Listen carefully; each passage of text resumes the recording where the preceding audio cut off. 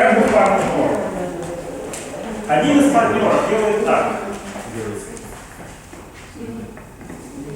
Вот это действие, это угроза уже сама по себе вот здесь для срыва. Вы понимаете, да, что если сейчас он потеряет равновесие, у него сразу возникают проблемы с разного рода захваты, удары, то есть ему здесь уже нехорошо.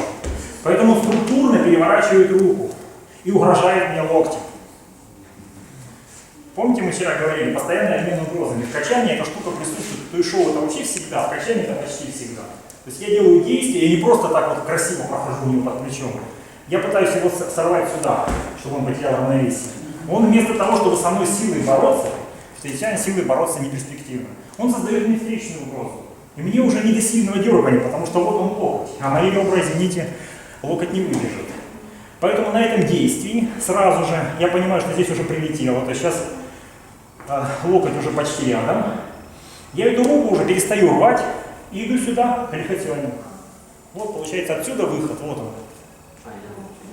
Да? То есть идет кулак сразу. То есть рванул, не пошло. Оп, сюда. А здесь у него уже заготовочка, которую мы сейчас тренировали, вот она, большой уши. Взялась здесь. И он на меня в этом действии должен пойти плечом. Если он не пошел, да, вот плечом пошел, все. Да. Медленно, медленно, да, очень медленно. Стать можно, смотрите, мы стояли исходная позиция саньбу, когда начинаете качаться, немножечко растяните ноги. То есть скользните чуть вперед, чтобы более устойчивая позиция.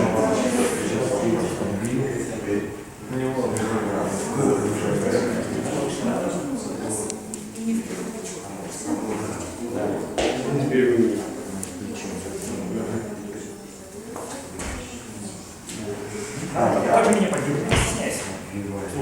Да, я должен прям почувствовать силу. Вот это вот. Куда? А вы видите.